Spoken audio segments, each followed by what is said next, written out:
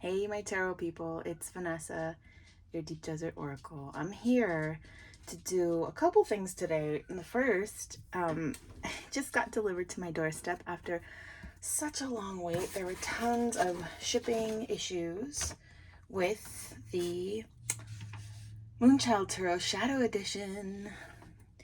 Hello. I got mine from a shop, an online retailer called A West Stlye Story. And I got this really nice note from Tiffany, who is super cool. She runs the West Stlye Story, and she kept in touch with us every step of the way. This is what her packaging kind of looks like. It says fragile on the top. So this came to me very well wrapped, padded, protected, love. I'm very grateful to her for that. I did pre-order it months ago and it's finally here. And I gotta say that when I opened the box, the first smell that hit me was the Palo Santo. And I'm really always excited to get Palo Santo sticks with my orders because I use them a lot. And it looks like I got a crystal with this too, which is so nice. I will have to take a closer look at this to try and identify it. As not a super gem connoisseur, I would love to know what crystal I'm getting. And I don't see it. Yeah, I'm never told. Every time I get a free one, never sure what it is. Unless it's like a rose quartz or clear quartz or something pretty easily identifiable. But that's, you know, I'm being a brat. So here's my stick of Palo Santo. It smells beautiful. Oh, divine, divine. But here it is at long last. Moonchild Tarot Shadow Edition. A lot of the oracle decks I've tried out from her have been very, very new thought, very new age kind of bent. Lots of starseed stuff and manifestation stuff. And I don't totally get down like that at this time in my practice. So I was, you know, it was easy for me to pass on the first Moonchild Tarot. But when I saw the Shadow Edition, I was like, oh no.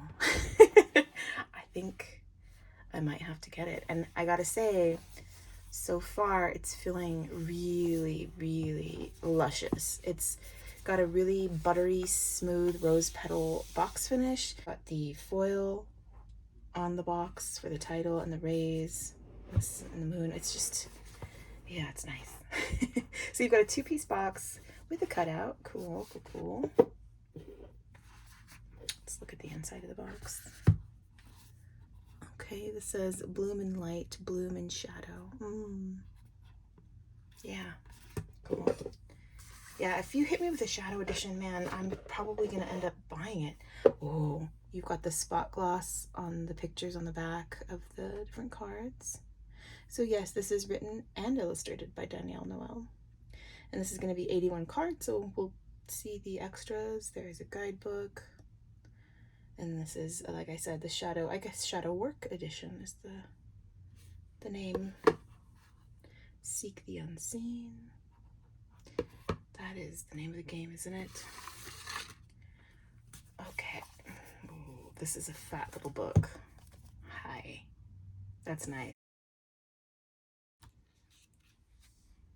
Oops, I got it upside down. This is really nice. This is a beautiful little book. It's full color. It's laminated. Even the pips have full pictures of the card, which is really always a nice touch. And it looks like there's, so let's see, let's look at the Five of Cups. It gives you a general kind of orientation and then a reversal interpretation.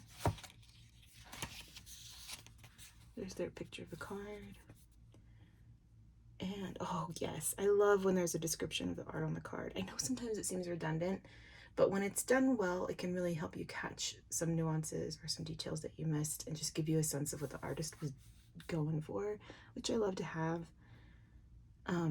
Especially if there's something really ambiguous, like in the Sea Witch Tarot, which I just did a walkthrough of. There are some scenes where I'm like, what's happening here? My eye literally can't figure it out.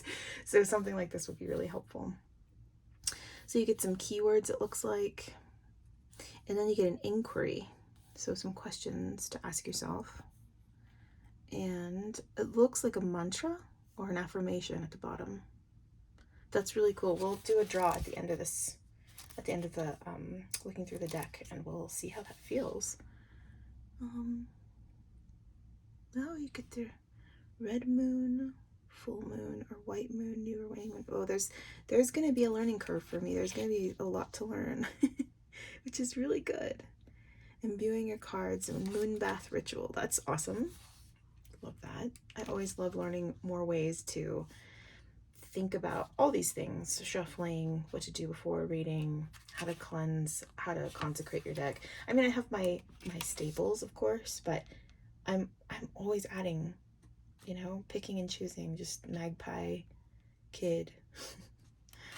And I feel like I'm really never done learning, so I appreciate this so much. Gives you some information about the different suits, which is great. Talks about the court cards. Wow, this is really extensive and thorough. This could be like, I feel like this could be like a slim but comprehensive full-size book. But they found a way to get this into the box and have a perfect bound situation going on. So I really appreciate this. This is gorgeous. Wow. Whew. Okay. Okay. I'm feeling it, you guys. So the cards feel so buttery and soft, velvety even in my hand already. This gilding on the sides is just everything that my heart could ask for. It's beautiful. It's matte. It's like a grape, like a kind of eggplant. And the gold embossing on the card backs, beautiful. Reversible card backs. I mean, whoa. Whoa, Nally. This card feels really good. Okay. Whew. Whew.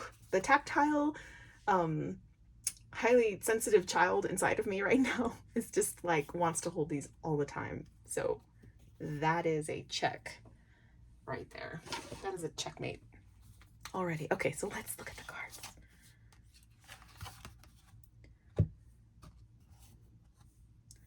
First card that I'm pulling here that I see is Shadow Work, and it's gorgeous. She's diving in under the light of a sliver of a moon, and it looks like a wood that she's diving into. I can see a tree here. You know what? I'm gonna leave these face up so you can keep looking at them. Okay, like this. This card is called Moonchild. So these are the extras. And this is really beautiful. It looks like she's in a pool of water. Cool blue. She's not struggling. And the moon is there with her. She's almost in like an orb or a bubble.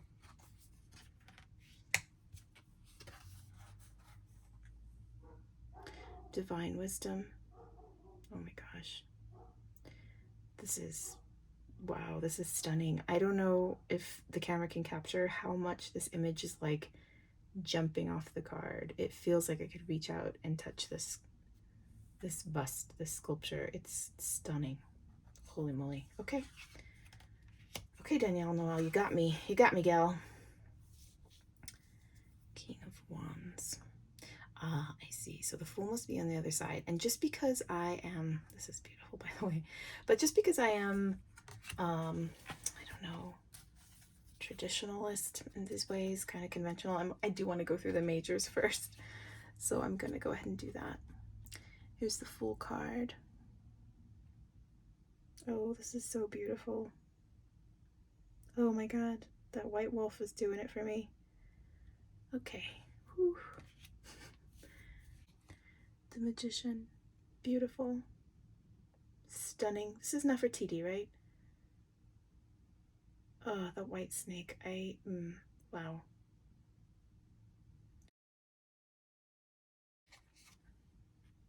the High Priestess. This is one of the cards that brought me, just made me click, just made me put it in the basket and actually finish the purchase because I thought it was so stunning online, and it's even more stunning in person. Wow. The Empress. Beautiful.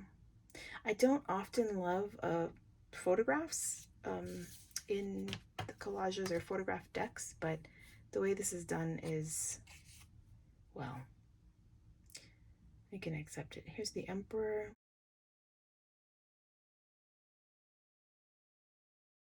The Hierophant. This is the Hierophant. The Hierophant really giving me traditional High Priestess vibes, which is so interesting. I can't wait to read about this, but you really feel the night sky here, like the moonlight casting like kind of gauzy shadows in this, and it's beautiful. And that star right there at like the third eye is just wow. It's wow is what it is. The Lovers. I love the pyramid behind them.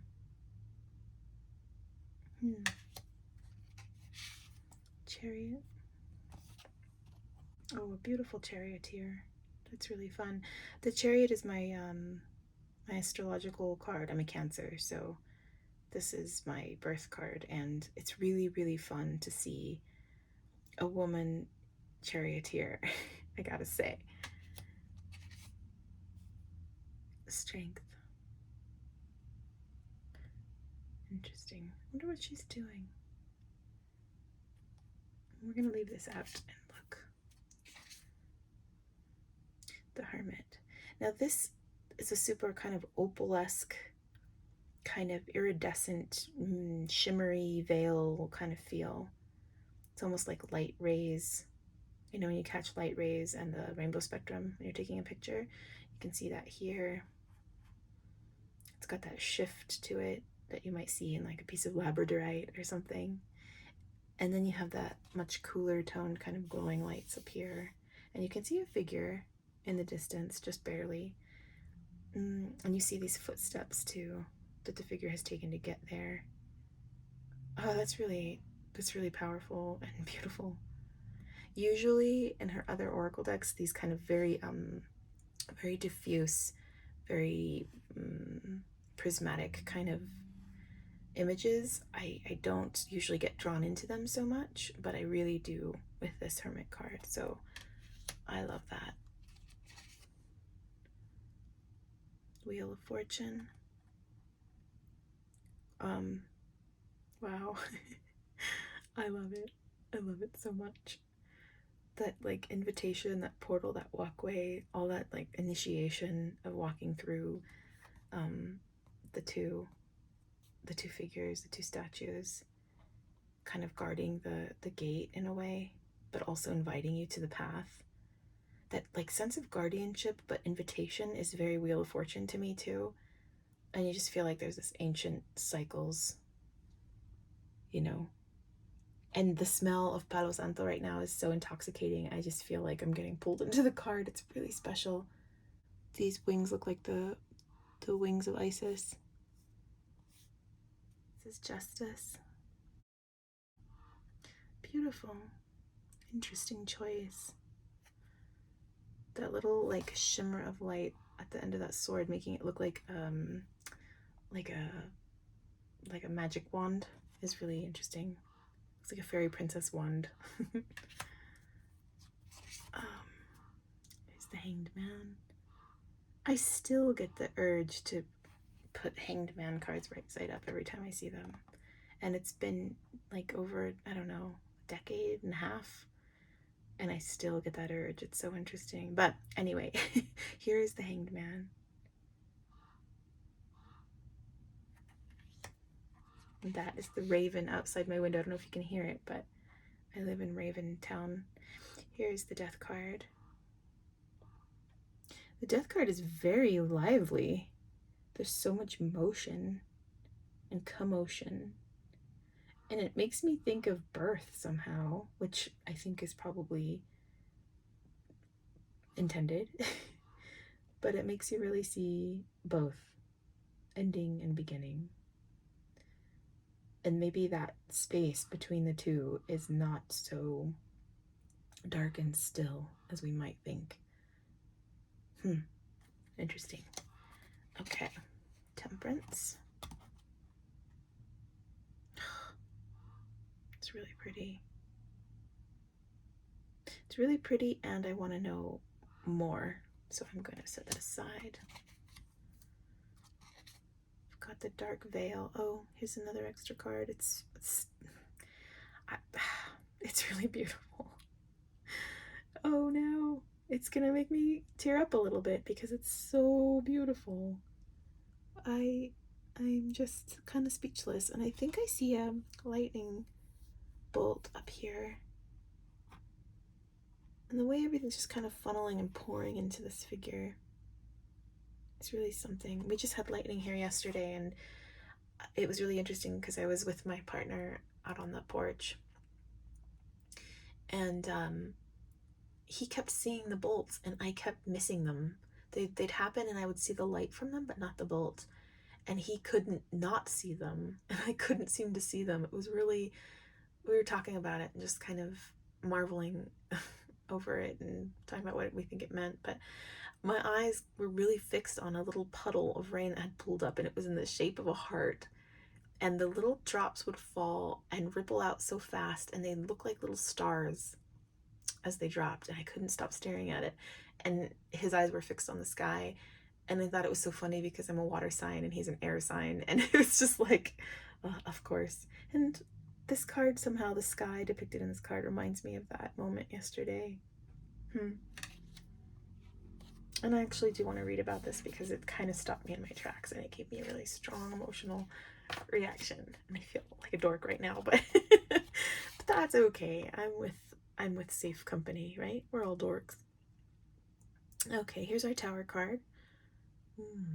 Interesting that the tower is not quite falling, right? It's not quite destroyed, but people are falling from it. And the world within the tower is so interesting. The contrast of the world within the tower to the world outside of it is really interesting too. I love this card. This is really, I'm just gonna read about all these obviously, but here's the star. Geometry used in this is really satisfying. Love it. The moon.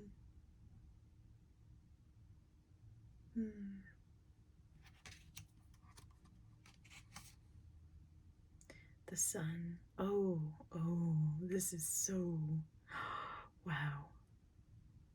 That's divine. Okay, wow. Judgment.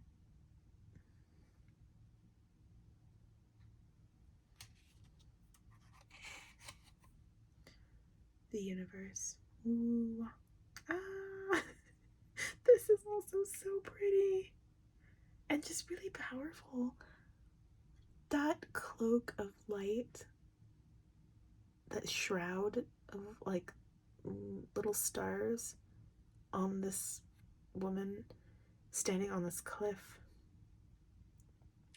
and just the feeling of all creation before her is really something. Holy moly. Okay, am I just a total asshole for not having the original deck? I think I might have to get it. Damn it. Okay, sorry. Excuse me. Here is our Ace of Cups. It is overflowing and beautiful, and I love this big snake coiled up behind it, and this eye, these eyes watching you from the moon and the sky. Ooh. This deck is blowing my mind, quite frankly, and my heart. Here's the Two of Cups.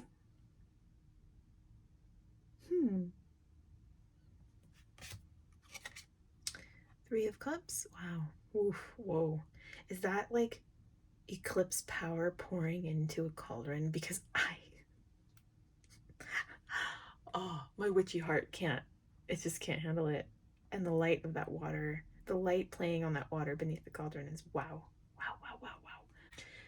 The things done with light and shape in this deck. Okay. Four of Cups. I love this. It's a very meditative Four of Cups. She does not feel bored to me.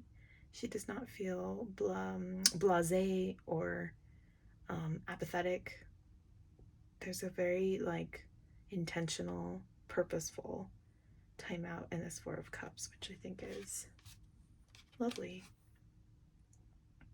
Five of Cups, gorgeous. This wintry scene is bombastic and fantastic.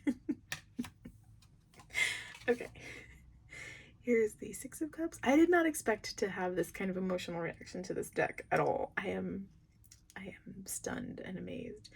And I have a feeling as I read more about them, I'm just gonna love them more and more. And I think I'm gonna learn so much. And I'm just super grateful to my past self for making the decision to get them. And super grateful to the creator for making this. Wow. Wow. Okay. Whew. Seven of Cups. Eight of Cups. There's so much here. I love this moon kind of guiding her. You know, she's making an emotional decision and it's wise. And I think that's such a great message, that an emotional decision can be wise. If you listen to how you're feeling about something, that is perfectly wise. Logic is not the only, smart choice, right? Nine of Cups. Oh man, this is so pretty. I don't really get it, but it's beautiful. I'm gonna put it aside. Ten of Cups. Yeah, this is another super pretty, dreamy, emotional landscape. The Danielle Noel landscape. This looks familiar to me. It's gorgeous. It's gorgeous. Who am I kidding? It's completely gorgeous. I don't see what we're used to seeing for this Ten of Cups, so I'm going to put it aside and read about it. Page of Cups. Oh my god, that's so pretty. Yes. Like her vulnerability, her newness to this, her like just venturing into the waters, so glorious. Knight of Cups. Oh yeah. Wow. If you consider that this is about shadow work and she's looking at her reflection in the water and she's like holding its gaze, I think that's a really great image for the night. There's our Queen and our King.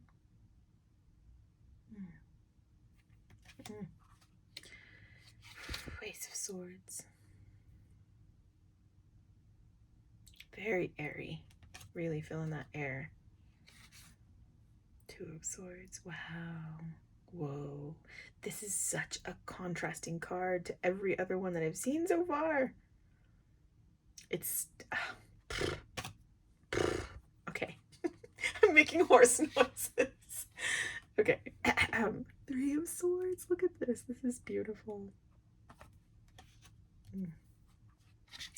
Four of Swords. It's going to be really interesting to read with these. I can't wait. Five of Swords. I might even do a weekly pull with these, like a shadow week. A week in shadow. There's our six. Just to kind of get a feel for how they read. Seven of Swords. Wow. Wow. That expression and that body language, that emotion is so cunning, and you're almost in on the secret with her, right? Or are you? Eight of Swords. Beautiful. Not as anxious or sad as most Eight of Swords. There's almost like a willingness to go there. Nine of Swords. Yeah. Again, not this figure is very strong. There's a strength here. It's like, yeah, this is the dark night, you know, of the soul and maybe more of the mind. And I gotta do it. So let's do it. Let's do this thing. It's not gonna be fun, but I can do it. Ten of Swords. Gorgeous. Page of Swords. I used to sing gorgeous about Ten of Swords, but it was. Love her. The Knight. Very cool. Oh my gosh. Oof.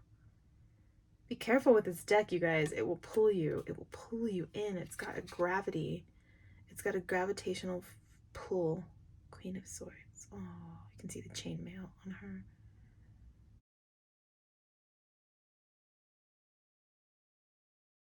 She is a warrior.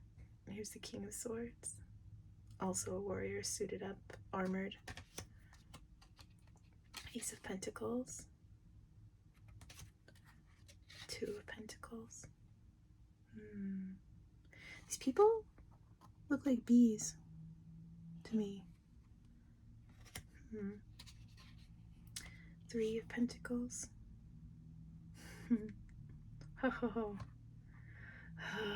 That's really good. That makes me really happy. I really want to be in that circle.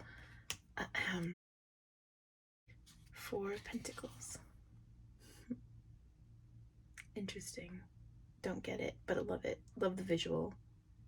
But trying to relate it to Four of Pentacles, and I'm gonna set it aside to read about it. Oh, the Five of Pentacles. This is another card that got me to buy the deck. I just think it's so beautiful. And if you could see how this like primary focus pentacle, this pentacle that's pulling focus is lifted off of the card. It's like, man, it's like 3D. These cards are like 3D because of the way they use light, and it's just incredible. And the maze, yes, it's so. Here is the Six of Pentacles. This is Aphrodite, right? Like I can say that with some confidence. Oh, lush. Seven of Pentacles.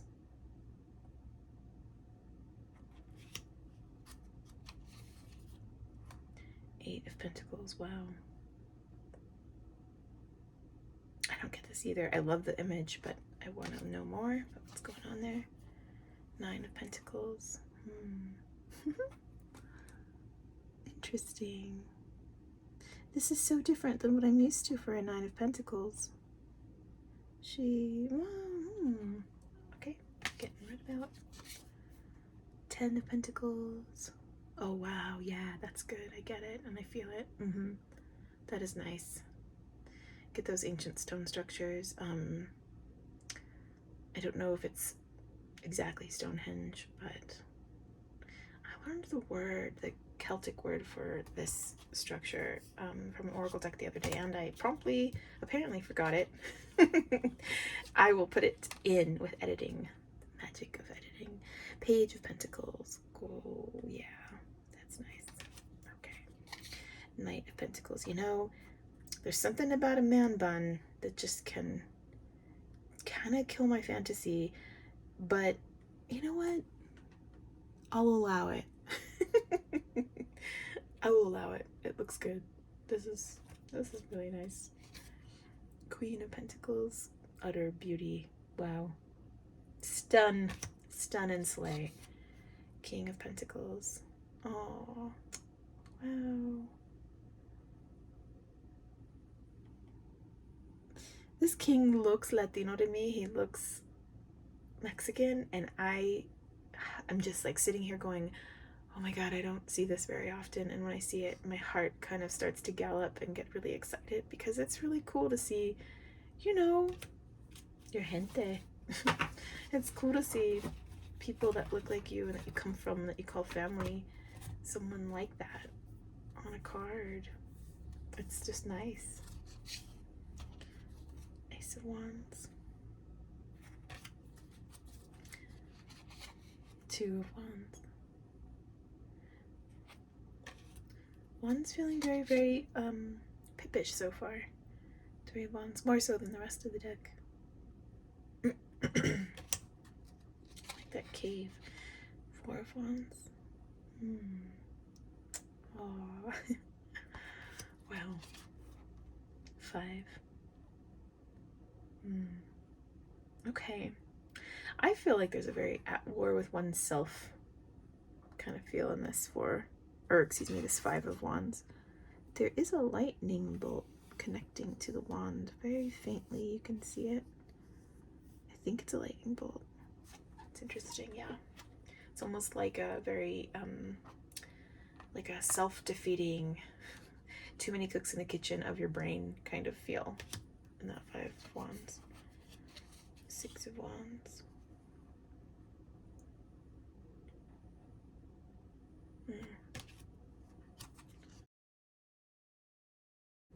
Seven of Wands. Ooh. Oh my goodness. Is this the Ark of the Covenant? Is that what that is? Whoa. Whoa. I'm gonna set this aside because whoa. Eight of Wands. I was not ready. I was not prepared. I did not know what this was gonna be like. It is intense. Just looking through is intense. Nine of Wands. Oh man, that's really beautiful and accurate, right? Like, I love that they're giving landscapes that depict the feeling of these cards. I mean, I feel like I'm there in this Nine of Wands. It's really... Ten of Wands. Interesting. I am going to look more into this. I want to know too, like, how she's using eclipses. Like, I know there's intention there. Page of Wands. Oh my god, this is incredible. She's levitating. Oh, she's cast her circle. She's protected and she's levitating. She's like practicing magic. Practicing her own magic. Knight of Wands. Beautiful. Oh my god, this is so pretty. And so powerful. Beautiful and pretty just aren't enough. It's true that it is that, but it's so much more. I am very moved by this card. Wow. It's the Queen. And our King. Wow. Okay. Okay. What can I say? What can I even say? Even just talking about cardstock right now feels silly. It's like, it's a magic deck. It's a magic deck. It's a soul deck for so many. And I'm understanding now why people have had the reactions they've had to the original. It's really something special. Okay, let's pick some cards to look up in the guidebook.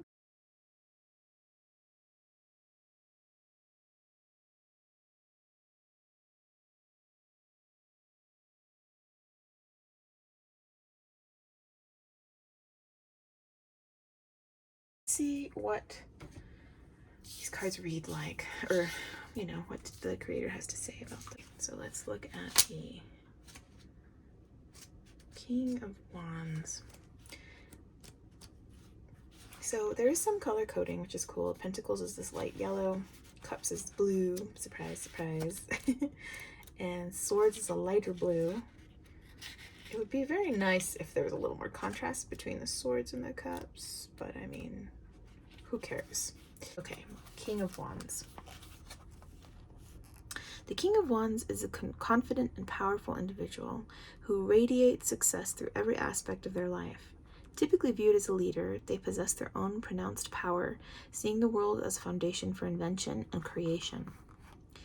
Their visionary scope provides them with a very unique lens, by which they utilize their skills and knowledge to move mountains and lead. Being perceptive of the gifts and abilities of others, they are also highly supportive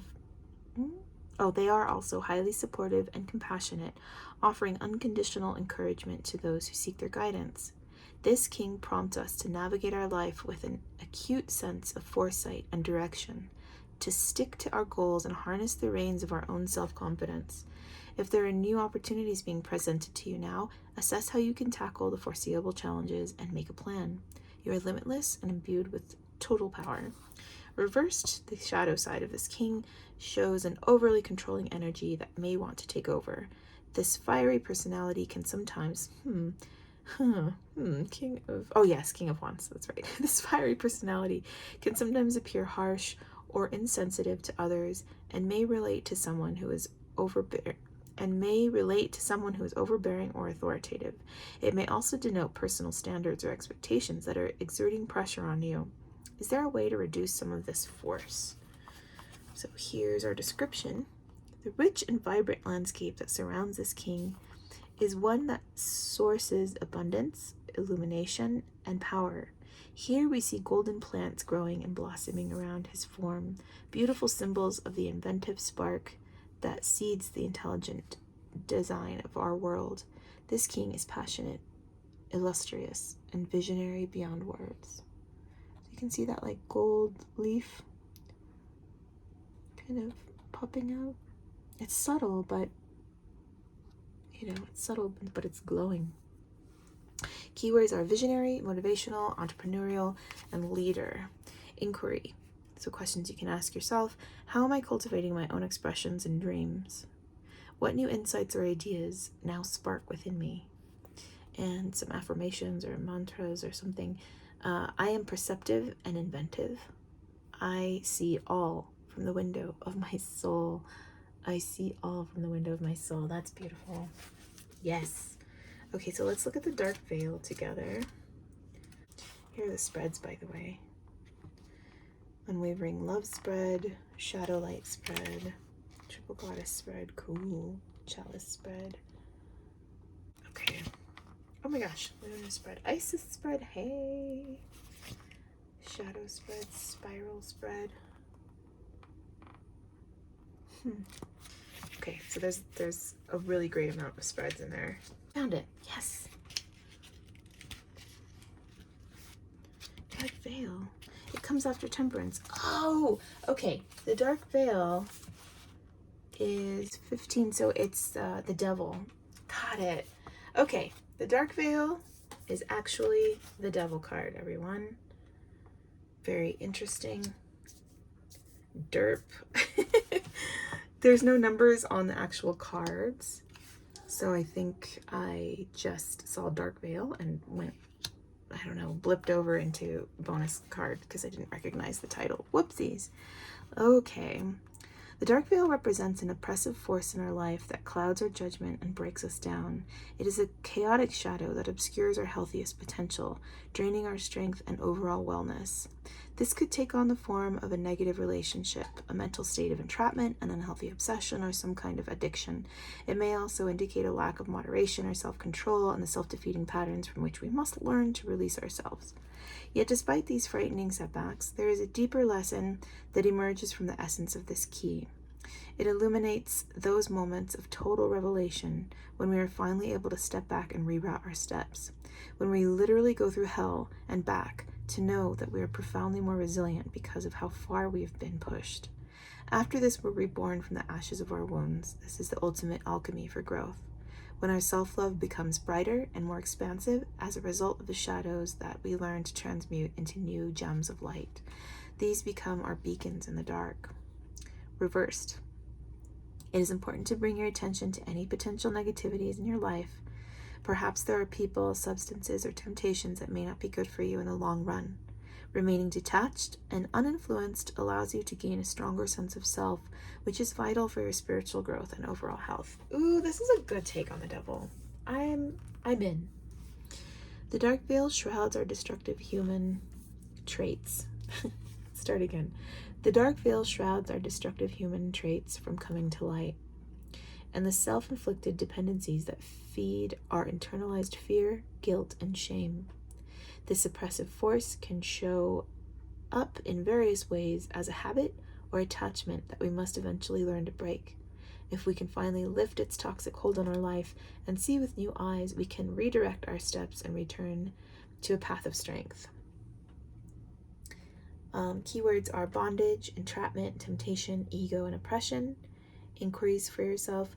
What am I clutching onto that needs to be released? What inner healing can I now focus on? And then instead of affirmations, for all of the majors, it looks like, you get astrological correspondences, Capricorn and Saturn, and gemstone correspondences, black tourmaline, fire, opal, obsidian, and onyx. Okay, cool. It looks like for the extra cards, you do get some affirmations. Like for divine wisdom, you get, I ally myself with the divine Isis. That's from the Egyptian Book of the Dead, excuse me. So we didn't get to look up one of the extras, but that's okay. Since we looked up the major already, I will look up the tower myself later.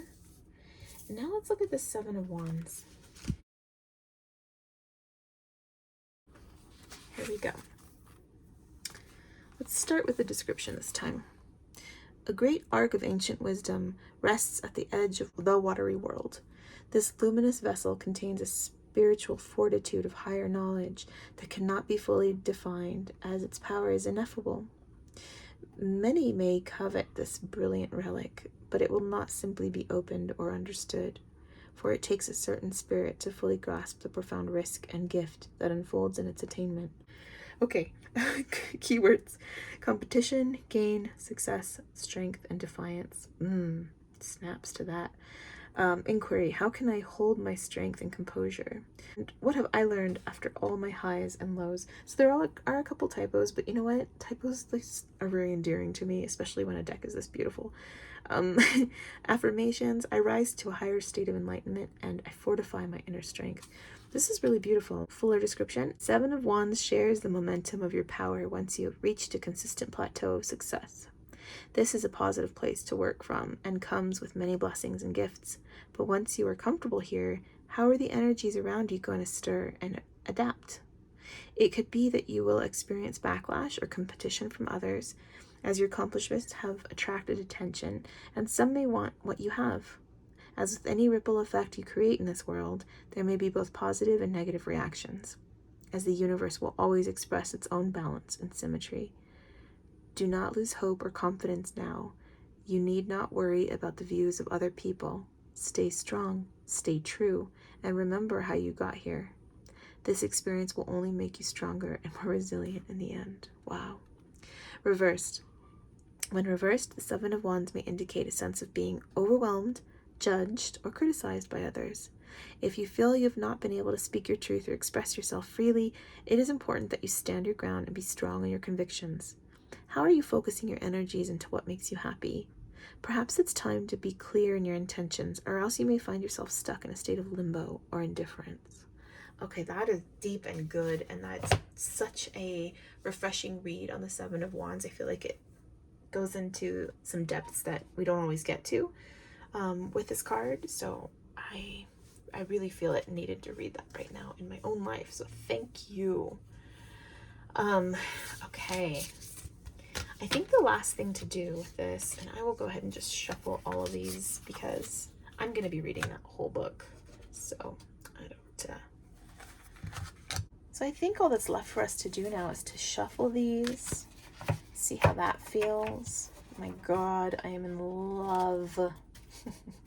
They are pretty big, I will say. They're kind of wide, and they do max out my hands potential. My thumb's already starting to give a little bit. So because they're on pretty thick cardstock, these two piles are pretty intense for each of my hands. We're gonna see how this goes. Okay, worked out. If you have bigger hands than mine, you're gonna be very happy with this. But it does take some strength. I'm gonna break them up into quarters, and I'm gonna shuffle those and see how that feels.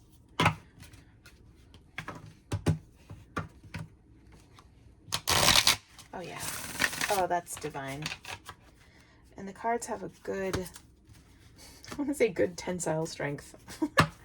But they are very bendy and yet don't lose their shape too easily. Like if you do the riffle If you just give it a good bridge, it seems to balance it out, and nothing's really staying bent, so that's nice.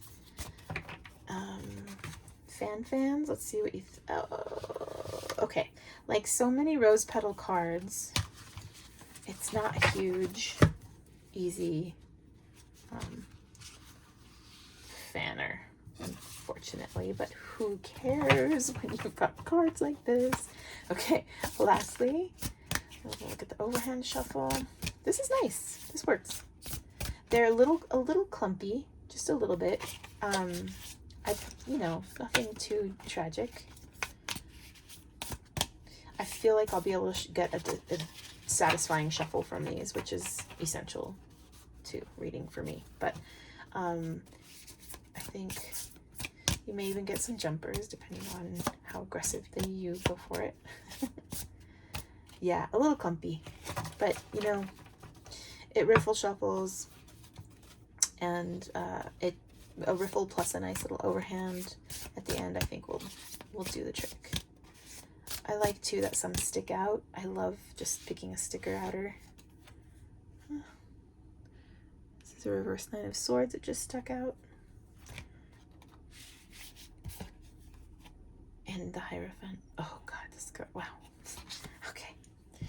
Okay. Yeah, I'm almost speechless. This deck just completely rocked my world. I'm completely stunned and in love, and I'm so surprised. I'm just so surprised by how deeply these reached into my soul. So I'm gonna go ahead, drink some water and chill out, and try not to be such well, no, I'm not going to try to be anything different than I am. I'm just going to enjoy this moment, and I'm going to savor getting to know these, and I'm going to do a reading with these this week, and that's the tea, honeybee, is what I really want to say. Anyway, I hope you enjoyed this. I never say this, but go get this freaking deck. It's amazing. If you want to get it through West Stlye Story, I know it's $52 there. I think that the shipping was free, but I don't remember, and I don't see it on the invoice. But yeah, you'll get a stick of Palo Santo. The box will smell beautiful. You'll get a little free crystal, and you'll be supporting an independent online retailer. So you know. And again, Tiffany held my hand through this process, and when I tried to just say, you know what, I give up, just refund it, because I did do that. She called me and she talked me down. She's pretty cool, and she's doing what she loves, and I love to support that. So, and the shipping was so fast. Once they went to the fulfillment center, I had them literally in like 2 business days. So yeah, Tiffany at A West Stlye Story. If you're watching this, thank you, girl. You saved me, and you got me what I think might be one of my favorite decks of all time. We'll see. Okay. A lot of love to everybody, and I'll see you in the next video. Bye.